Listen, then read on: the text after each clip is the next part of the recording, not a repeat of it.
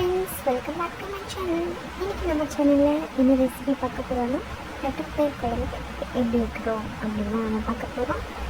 அதுக்கு பார்த்திங்கன்னா நான் ஒரு கடாய் எடுத்துட்டேன். அதில் வந்து கொஞ்சம் ஆயில் ஆட் பண்ணிவிட்டு சின்ன வெங்காயம் தென் தக்காளி போட்டு நல்லா ஃப்ரை பண்ணிக்கிட்டேன்.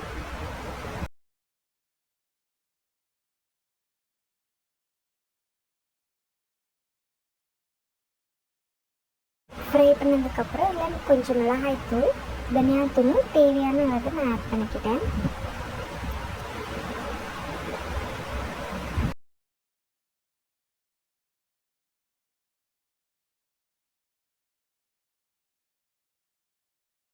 அதுக்கப்புறம் பார்த்திங்கன்னா ஒரு மிக்ஸி ஜாரில் அரை மூடி தேங்காய், அதுக்கப்புறம் சோம்பு, சீரகம்,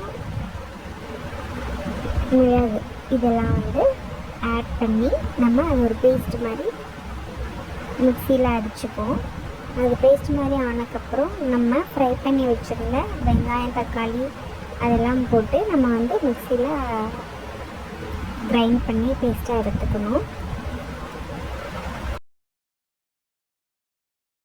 அதுக்கப்புறம் பார்த்திங்கன்னா ஒரு கடாய் எடுத்துட்டேன்.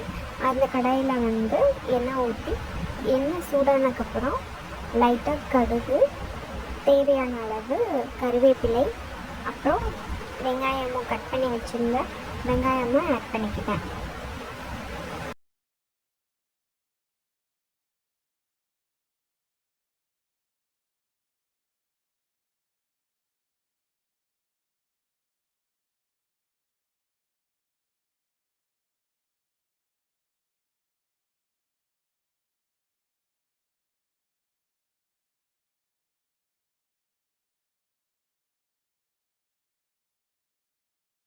வெங்காயம் நல்லா வதங்கினதுக்கப்புறம் கட் பண்ணி வச்சுருந்த உருளைக்கிழங்கும் ஆல்ரெடி வேக வச்சுருந்த தட்டைப்பயிரும், அதுக்கப்புறம் உப்பு தேவையான அளவு உப்பு ஆட் பண்ணிக்கலாம்.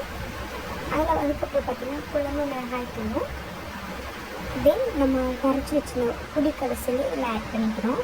ஆட் பண்ணி நல்லா கொதி வந்ததுக்கப்புறம் நம்ம அந்த அரைச்சி வச்சுருந்த அந்த பேஸ்ட்டையும் நம்ம இதில் ஆட் பண்ணிக்கிறோம்.